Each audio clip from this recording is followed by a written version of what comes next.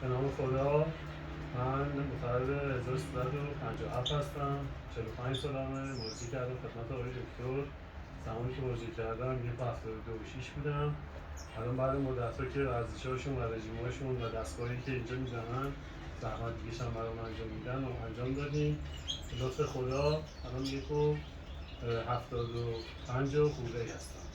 1.75 هستی، یعنی 2.9 حدوداً 3 سانت رشد کردی که خب رشد قد خیلی عالیه. متولد 1357 یعنی 45 سالتونه.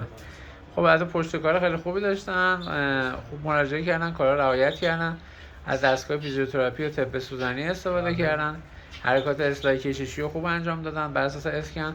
خدا رو شکر حدود 3 سانت رشد کردن، رشد قد خیلی عالی. حالا ادامه داره، انشالله رشد قد بهتری هم داشته باشه. موفق باشه. سلام.